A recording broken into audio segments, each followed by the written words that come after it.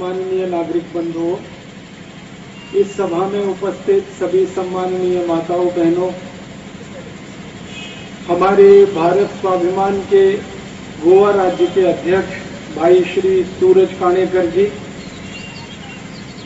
भारत स्वाभिमान अभियान के मंडल प्रभारी भाई श्री विश्वास जी, भारत स्वाभिमान उत्तर गोवा महिला प्रभारी बहन मिलिंदा जी, भारत स्वाभिमान उत्तर गोवा के अध्यक्ष भाई श्री भरतेश जी, भारत स्वाभिमान के तालुका अध्यक्ष भाई श्री संदेश जी, युवा समन्वयक भाई श्री धनराज जी, आज की सभा को गौरव प्रदान करने के लिए आए गोवा विधानसभा के माननीय सदस्य भाई श्री अनंत सेठ जी, हमारे गोवा राज्य के भारत स्वाभिमान के फाउंडर मेंबर और मेरे सम्माननीय भाई श्री दिनेश वाघेला जी,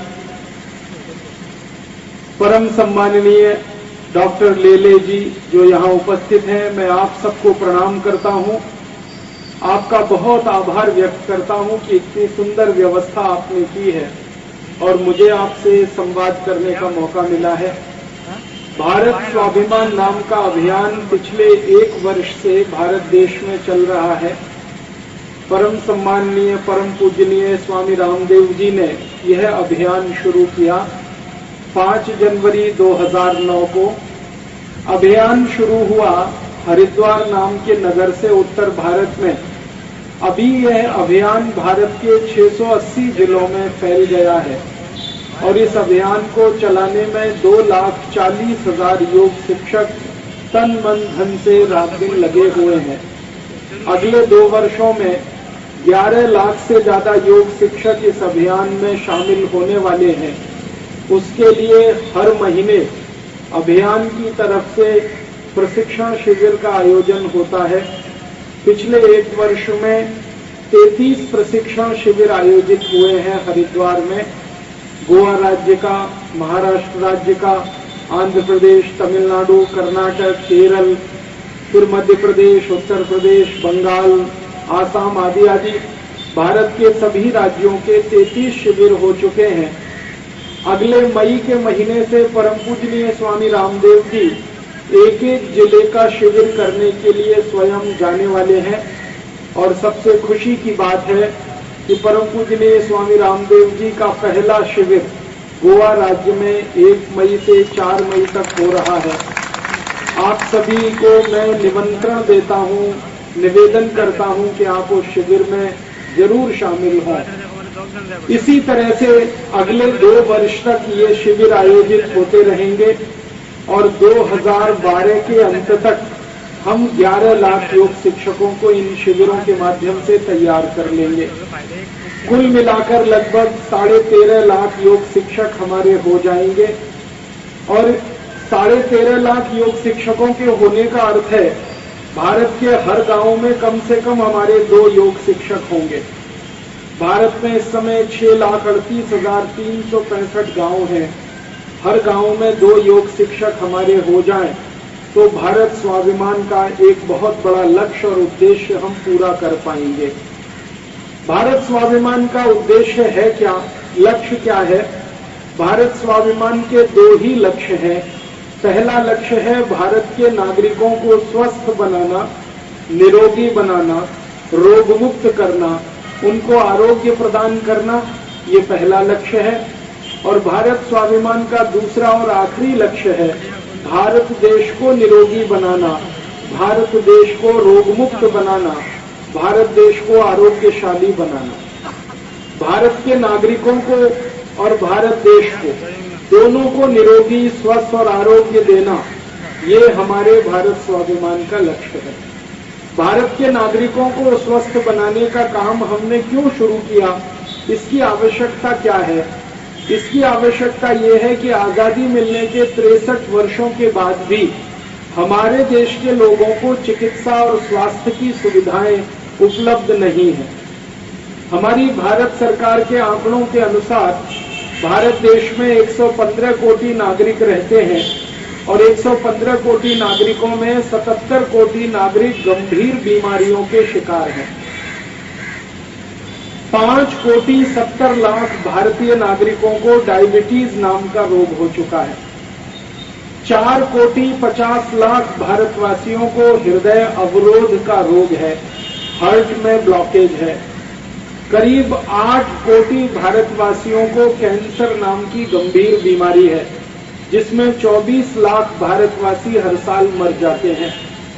12 कोटि भारतवासियों को आंखों के विभिन्न रोग हैं, जैसे आंख से दिखता नहीं है, रात में नहीं दिखता, नाइट ब्लाइंडनेस है, डे ब्लाइंडनेस है, रेटिनल डिटैचमेंट है, ग्लूकोमा है और कैटरेक्ट है। 14 कोटि भारतवासियों को दमा है, अस्थमा है, ब्रोंकियल अस्थमा है और ट्यूबरकुलोसिस है। 17 कोटि भारतवासियों को अर्थराइटिस है और गाउट है। और अर्थराइटिस के 2 हिस्से हैं, ऑस्टियोआर्थराइटिस, रूमेटॉइड अर्थराइटिस और गाउट भयंकर खतरनाक रोग में गिना जाता है। 20 कोटि भारतवासियों को हाइपरटेंशन है, उच्च रक्त दबाव है और 10 कोटि से ज्यादा भारतवासियों को निम्न रक्त दबाव है, लो ब्लड प्रेशर की बीमारी है। ऐसा कुल मिलाकर 77 कोटि भारतवासी गंभीर रोगों के शिकार हैं। अब एक तरफ 77 कोटि नागरिक हैं जिनको गंभीर बीमारियां हैं।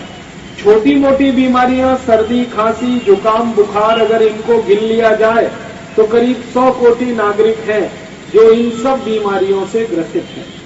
अब समस्या ये है अपने देश की कि 100 कोटि बीमार नागरिकों का इलाज करने के लिए भारत सरकार के पास जो फंड्स हैं, जो पैसे हैं, वो बहुत थोड़े से हैं।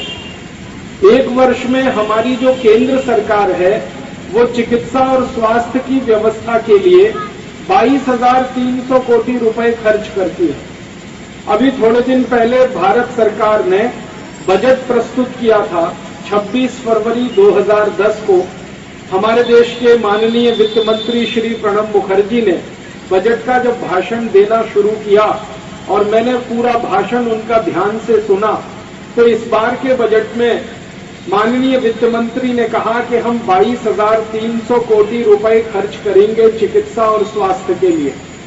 लेकिन भाषण देते समय आगे उन्होंने एक वाक्य बोला जिसको सुनकर मेरा दिल बैठ गया।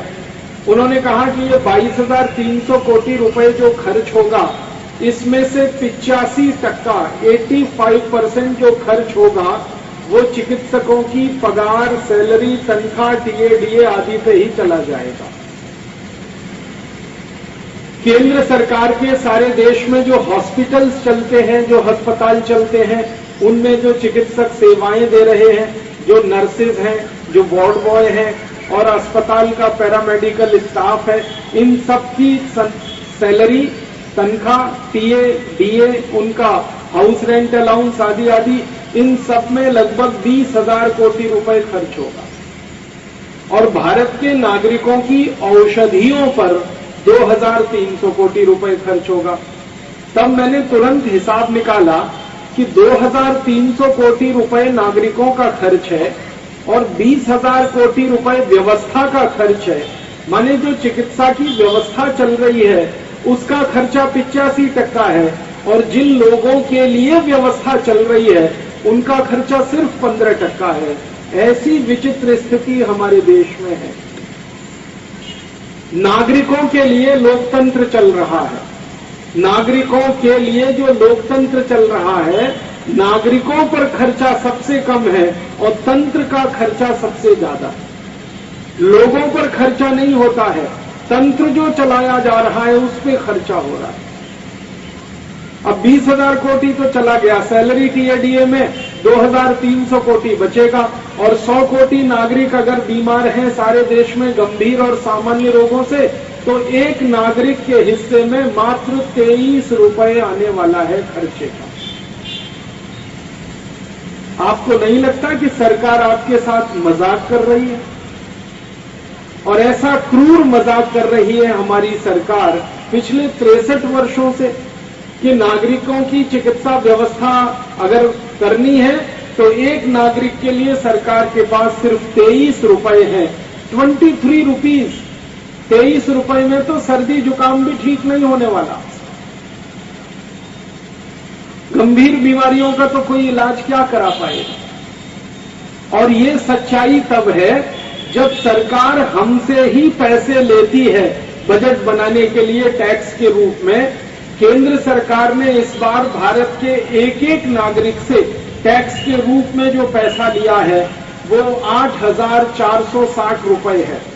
हर एक नागरिक ने केंद्र सरकार को टैक्स के रूप में 8,460 रुपए दिया है और बदले में सरकार उस नागरिक के स्वास्थ्य के लिए 23 रुपए खर्च करेगी।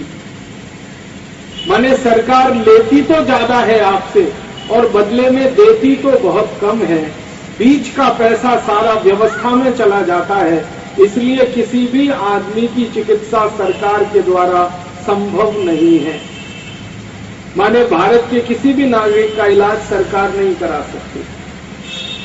दूसरी एक और गंभीर बात है, हमारे देश में चिकित्सकों की संख्या बहुत कम है। भारत में जो बीमार लोगों की संख्या है उसके अनुपात में चिकित्सक बहुत कम है। हमारे भारत सरकार के आंकड़ों के अनुसार भारत में कुल मिलाकर 25 लाख चिकित्सक हैं। एमबीबीएस माने एलोपैथी वाले, बीएचएमएस माने होम्योपैथी वाले, बीएएमएस अर्थात आयुर्वेद वाले, बीयूएमएस माने यूनानी पद्धति वाले, ये 4 चिकित्सा पद्धतियां सरकार के द्वारा मान्यता प्राप्त हैं। इनमें कुल चिकित्सक 25 लाख हैं और इनमें से 7 लाख चिकित्सक भारत छोड़कर भाग गए हैं। वो अमेरिका चले गए हैं, यूरोप चले गए हैं। तो भारत में सेवा देने के लिए सिर्फ 18 लाख चिकित्सक बचे हैं। अब 18 लाख चिकित्सक हैं और 100 करोड़ बीमार हैं, कैसे इलाज हो सकता है? सवाल ही नहीं उठता। कोई ईमानदार से ईमानदार चिकित्सक हर दिन सुबह 6 बजे से इलाज करना शुरू करे और रात 9 बजे तक मरीजों को देखे तो एक दिन में 100 से ज्यादा मरीजों का इलाज नहीं कर सकता। इस दृष्टि से सिर्फ 2 कोटि नागरिकों का ही इलाज संभव है, बाकी का तो इलाज ही नहीं हो पाएगा। मैंने भारत सरकार के स्वास्थ्य मंत्री को एक पत्र लिखा था और ये पूछा था कि भारत में सभी नागरिकों को चिकित्सा सुविधा कितने वर्षों में मिल जाएगी। तो स्वास्थ्य मंत्री ने कहा 350 वर्षों में मिल जाएगी सभी को चिकित्सा सुविधा।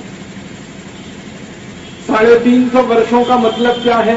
63 साल आजादी के हुए तो 25 लाख चिकित्सक तैयार हुए और 63 साल होंगे तो 25 लाख और चिकित्सक हो जाएंगे। कुल मिलाकर 350 साल में इतने चिकित्सक हो जाएंगे कि सभी को सुविधा मिल जाए चिकित्सा की।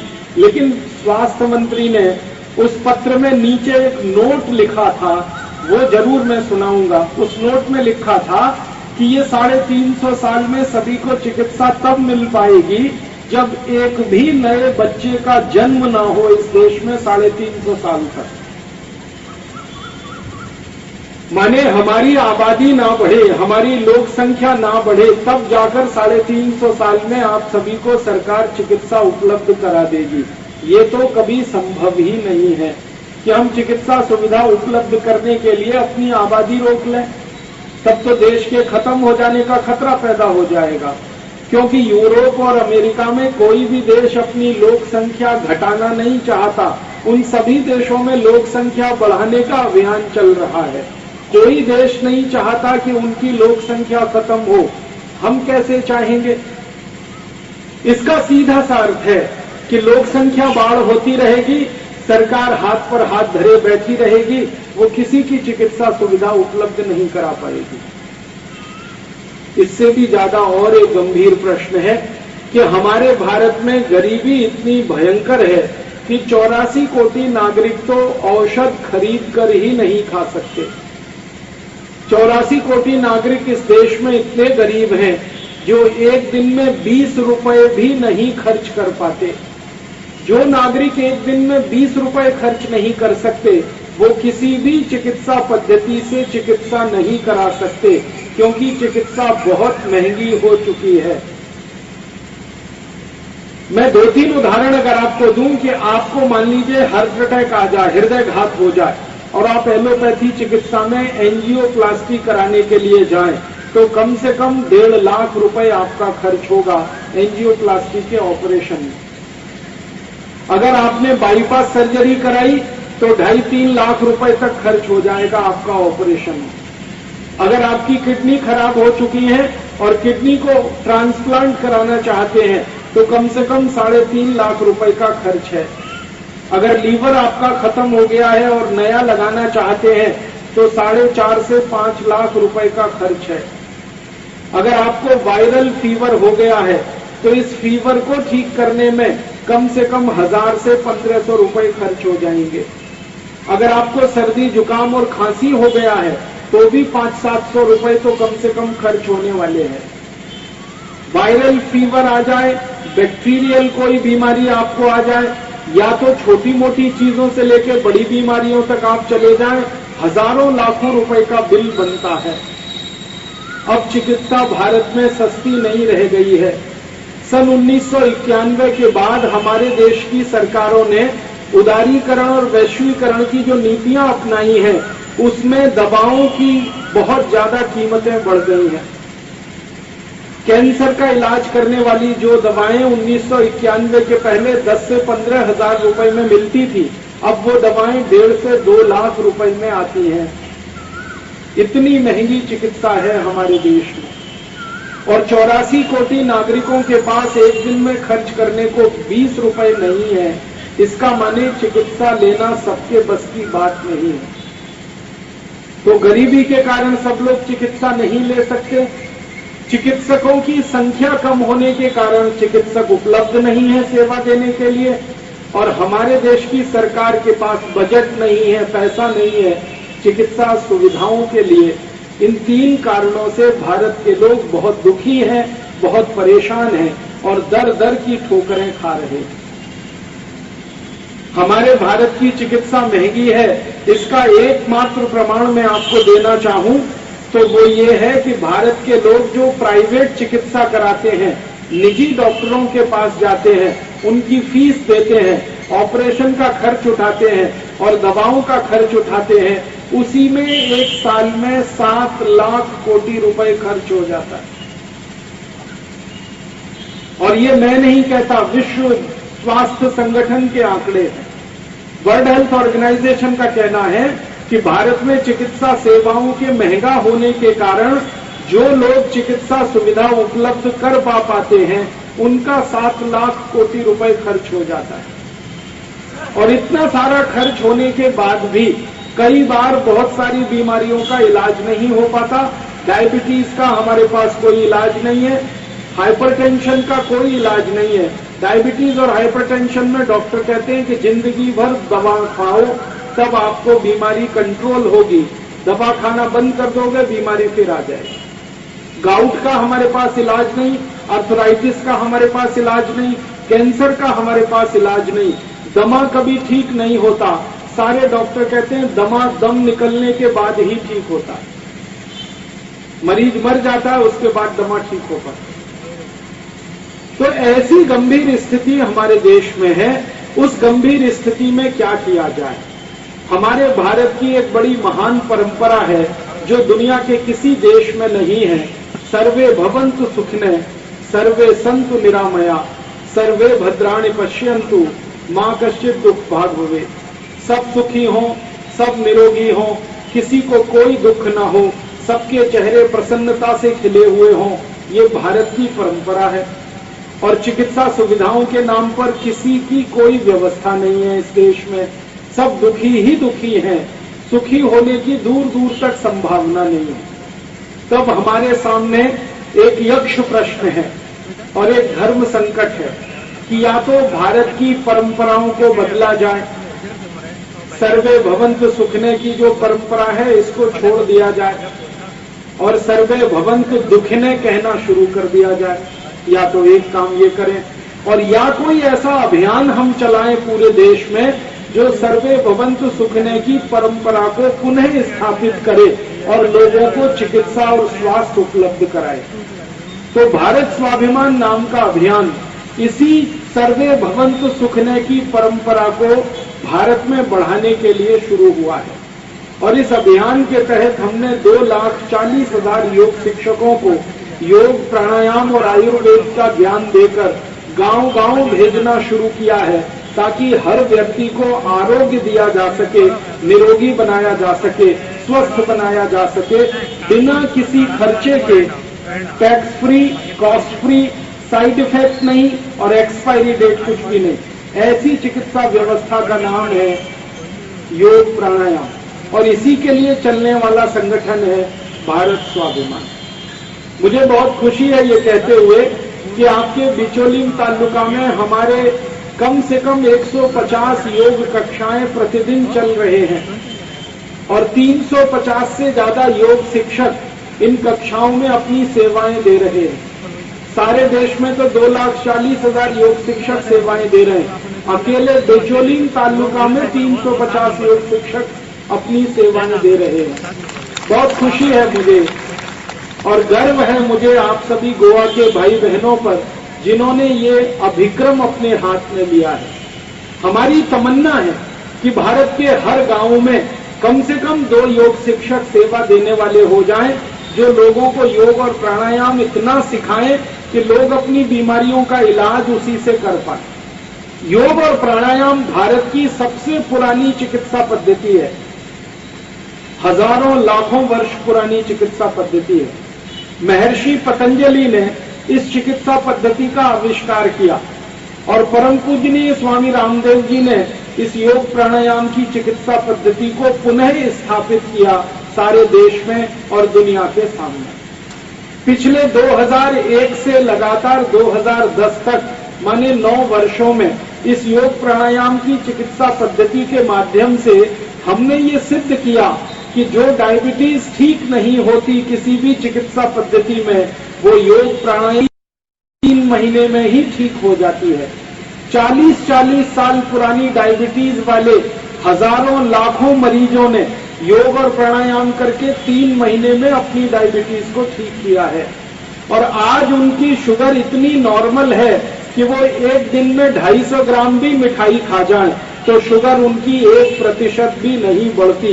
ऐसा चमत्कार योग और प्राणायाम के द्वारा संभव हुआ है। जिनको 20-20 साल से हाइपरटेंशन था और हर दिन 8-10 गोलियों से लेकर 20-25 गोलियां खाते थे, उन्होंने योग प्राणायाम के द्वारा अपना हाइपरटेंशन मात्र 3 से 4 दिनों में और अधिक से अधिक 15 दिनों में सामान्य किया। जिनको गाउट था, अर्थराइटिस था, 20-20 साल से जो बिस्तर पे पड़े रहते थे, चल नहीं पाते थे, उन्होंने योग प्राणायाम के द्वारा अपना अर्थराइटिस ठीक किया है, गाउट ठीक किया है। माताओं को, बहनों को गर्भाशय में बड़ी गांठ हो जाती है, ट्यूमर हो जाता है, योग और प्राणायाम के द्वारा लाखों माताओं ने अपनी गर्भाशय की गांठ को गलाया है। ब्रेन ट्यूमर बहुत सारे लोगों ने अपना ठीक किया है योग प्राणायाम के द्वारा। और अब तो जो कैंसर किसी तरह से ठीक नहीं होता, वो योग और प्राणायाम से ठीक हो रहा है। ब्लड कैंसर तो सबसे आसानी से ठीक हो रहा है योग और प्राणायाम की मदद से। आहार नली का कैंसर, पेट में होने वाले किसी स्थान का कैंसर, गुदाद्वार का कैंसर, रेक्टम कैंसर, ये 4 कैंसर तो बड़े आसानी से ठीक होते हैं। मैं आजकल हरिद्वार में रहता हूं, हर दिन हमारे यहाँ 2000 मरीज आते हैं, उनमें से कम 100 से 150 मरीज कैंसर के होते हैं और वो अंतिम स्थिति में होते हैं तब हरिद्वार आते हैं। और मैंने देखा है कि उनके पास जो कागज लेके आते हैं उसमें डॉक्टर अक्सर उनको बोल देते हैं 15 दिन में आपकी मृत्यु हो जाएगी, 10 दिन में मृत्यु हो जाएगी। और वो लोग आते हैं, योग करते हैं, प्राणायाम करते हैं और 15 दिन तो क्या 1.5-2 साल से वो जिंदा बने हुए हैं और दूर दूर तक संभावना नहीं कि उनकी मृत्यु हो। वो वापस अपने चिकित्सक के पास जाते हैं ये पता करने के लिए कि हमारे कैंसर का क्या हाल है, तो उनका चिकित्सक कहता है कि ये तो कोई चमत्कार हो गया, आपका कैंसर तो बिल्कुल ठीक हो गया और वो सिर्फ योग और प्राणायाम से संभव है। ऐसी अद्भुत चिकित्सा पद्धति अगर हमारे देश में हजारों वर्षों से है, जो सभी बीमारियों का जड़ से उपाय कर सकती है, इलाज कर सकती है, तो क्यों ना इस चिकित्सा पद्धति को भारत के गांव-गांव में फैलाया जाए। क्यों न लोगों को ये ज्ञान दिया जाए जो ज्ञान महर्षि पतंजलि ने सारी दुनिया को दिया, उसी ज्ञान को आज भारत के गांव-गांव तक पहुंचाने का काम हमारा भारत स्वाभिमान अभियान कर रहा है और हमारे योग शिक्षक इसी काम में लगे हुए हैं। मैं आप सभी नागरिकों से ये निवेदन करने आया हूं कि आप भी हमारे इस अभियान का लाभ लीजिए और भारत स्वाभिमान की कक्षाओं में आकर योग और प्राणायाम सीखिए। हर दिन सुबह 5 बजे से कक्षाएं होती हैं। मैंने बताया बिचौलिम तालुका में 150 से ज्यादा कक्षाएं नियमित चल रही हैं। आप किसी भी कक्षा में आ सकते हैं। माताओं बहनों के लिए अलग कक्षाएं होती हैं, भाइयों के लिए अलग कक्षाएं हैं और इनमें शामिल होकर योग प्राणायाम आप भी सीख सकते हैं और जरूरत पड़ने पर आप दूसरों को भी सिखा सकते हैं। पहले आप योग साधक के रूप में हमारे यहाँ आए, प्राणायाम और योग सीखें, फिर योग शिक्षक के रूप में अपनी सेवाएं देना शुरू करें और दूसरों को योग प्राणायाम सिखाएं, तो आपकी जिंदगी में वो आनंद प्राप्त होगा, वो सुख मिलेगा जो करोड़ों रुपए कमाने में कभी नहीं मिल सकता। कोटि-कोटि रुपए एक तरफ रख दीजिए और योग प्राणायाम सिखाने का जो आनंद आपको मिलेगा वो किसी भी संपत्ति से बड़ा है। ये मैंने खुद अपने जीवन में महसूस किया है। हमारे सारे योग शिक्षक हर दिन इस आनंद को महसूस करते हैं।